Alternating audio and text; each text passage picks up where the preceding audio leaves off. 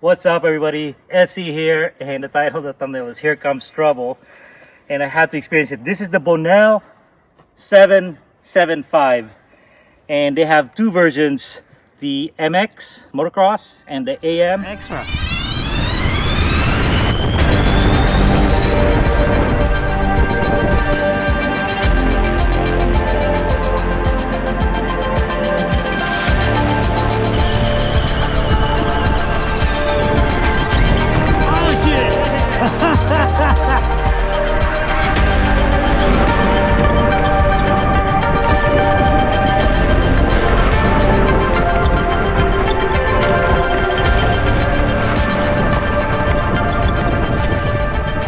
Hold up, rewind. What's going on here? Why am I riding and making a video on what looks like an electric motorcycle? Or is it an electric motorcycle? So why do I bother? So eMTB review, I review a lot of e-mountain bikes. I also review a lot of e-commuter bikes, some Super 73s, and I've been curious about this Sur-Ron thing for the street. And this thing is a disruptor, like someone threw a bag of money in a crowded room and see what happens. So Bonnell is the company, and 775 is the bike, the electric motorcycle that we're dealing with. And what happened here is 2023, they formed this company in Austin, Texas. A couple Australian guys, some Hong Kong, and some guys from Fox, from Stark. A lot of experience in this group. And basically, I don't know where they got the money, but they said, let's make electric motorcycles. This is it. But one of the electric motorcycles that they attacked looks like a bicycle. Let's make it act and look like a bicycle, and this is the 775. There are two bikes, the MX, more like a motorcycle, and the AM, more like a bike. So the MX is $54.95 and the AM is $42.95. The MX is 75 pounds, has 280 newton meters of torque and 6,000 watts of power. It has 1,300 watt-hour battery. It has 200 mil travel on the front and 170 on the rear. The AM is even cheaper, $42.95, and it's got 110 newton meters of torque, 1,200 watts of power, 780 watt battery, and 150, 160 on the travel, on the suspension. So we're like, okay, what's going on here? But the one that's attracting a lot of attention is the MX. But really what they've done here is they've designed this bike from the ground up with a couple motors in mind, bolt-on motors from CYC from Hong Kong. And I'm like, who's CYC? I looked them up and I'm like, wow, that is incredible technology. They're like a Bafang, but like smaller and stronger. The frame is chromoly. It is dialed. It has forged parts where it needs to be strong. It has great linkage bearings, very stiff on the linkage. The rear is aluminum and it's powder coated and plastic protected. So it's not your typical, Chinese throwaway bike that I get a lot of. There's a long dropper post, either 170 millimeter or 200 millimeter Trans X, and I believe it's travel adjustable too if you need a little to reach the pedals with your short legs. The geometry is like, wow, that's pretty dialed. So the geometry is very, very current. It has size-specific chainstays. Chainstays grow longer, so you're more proportional. And then there's an adjustable rear shock mounting for adjustable leverage. There is adjustable chainstays as well, 440 or 452. It is a mullet. They got that right. And it is 62.7 degree head angle on the MX and 75 degrees on the seat angle. So the geometry is like right there. They have a computer, a display screen, and it's like, that looks pretty good. It's like big circular on top of your headset, and like that's actually in a position where I can see it. On most, it's on the top tube where you go like this. On the handlebars, it doesn't look good, but it's like, wow, how do they do that?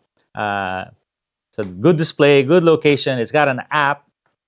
It has extras. So this is something we're not used to. You buy a $15,000 bike and you got to buy a shock pump. You got to buy some pedals, right? Maybe convert it tubeless, buy some valves. This thing, because it's more from the commuter, from the Moto BMX side of value, it has alloy pedals. Bonnell. It has a shock pump, has a multi-tool, and it has two tubeless valves for you to convert it. And this is where it's kind of like just blow you away is the spec. They have Assegai tires front and rear, and it's the trail casing, the all mountain casing on the AM, and then on the MX it's downhill casing. Like wow, someone there knows bikes.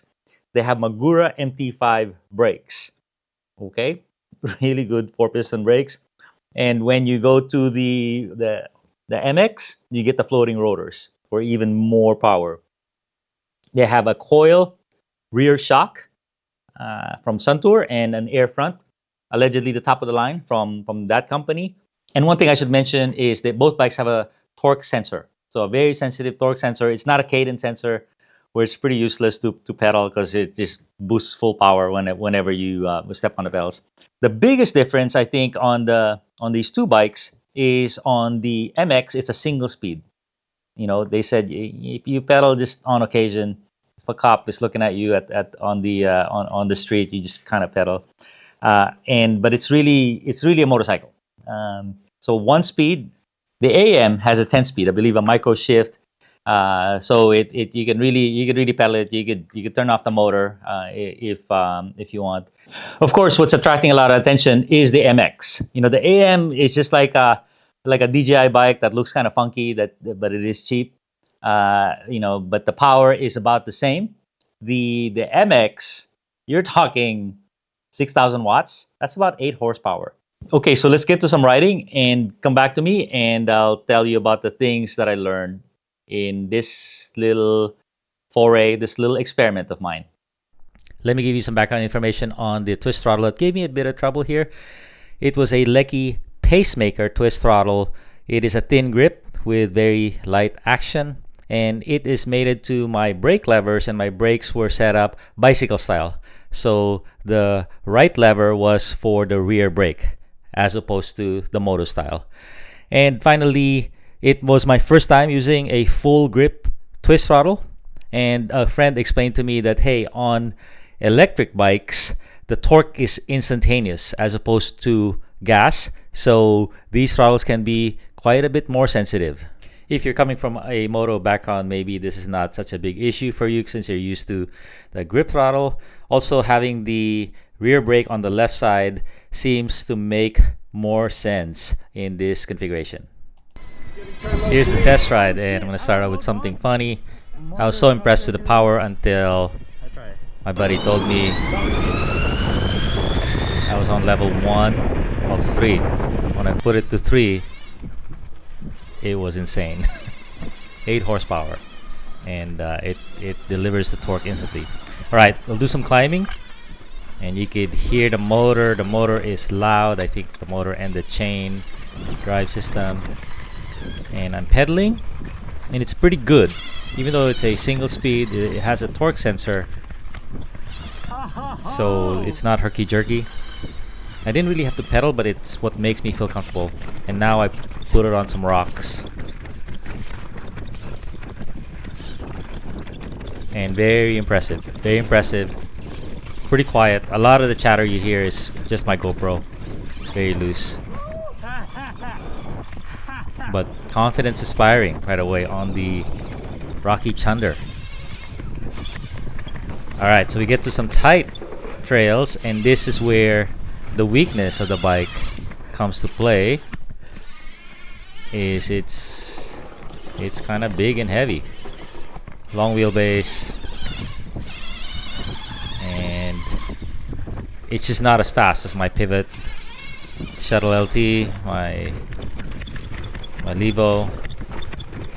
It's kind of fun, but you know, it's not in its element on tight trails. It's just really for wide open trails, and the brakes are difficult.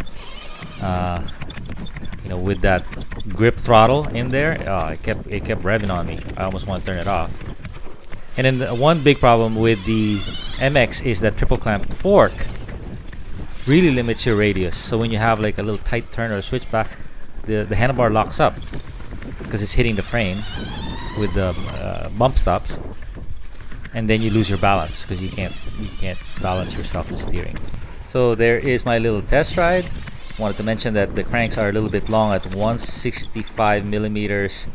It would be a lot better with 155 millimeters because of the terrain that this is going to go through, and the pedals are not that useful anyway.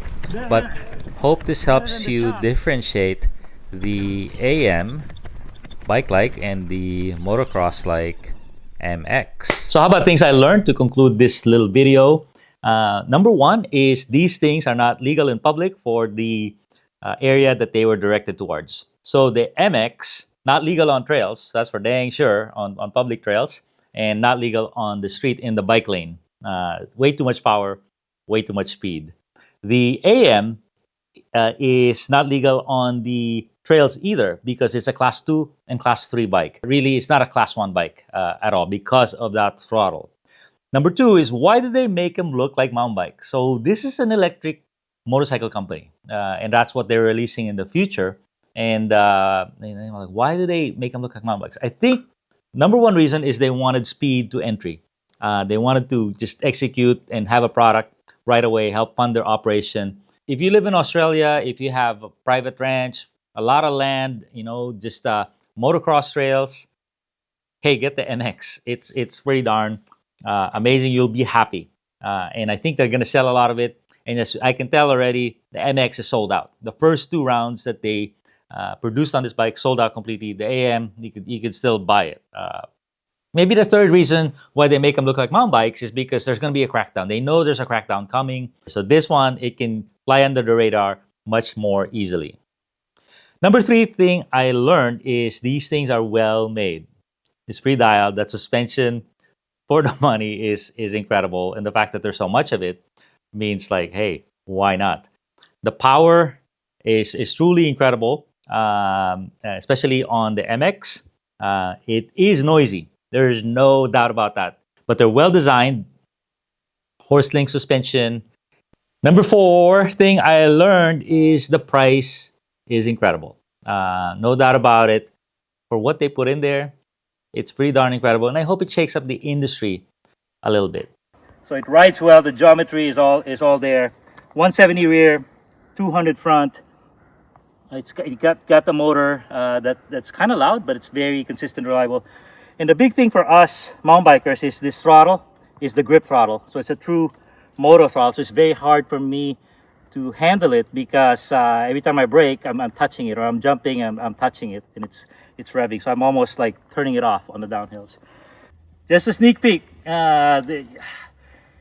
It's trouble because it's so good that you're gonna see a lot more of it. Out in Australia, New Zealand, in Colorado, Texas, no big deal. If you have the land, this is probably it. But if you're in a crowded area with strict class 1 rules, this is kind of crossing over, but it's not legal. The AM is not legal. The MX is not legal. They're not even class 3 bikes. They're really electric motorcycles, and that's my dabble into the world of e-motos. Thanks a ton.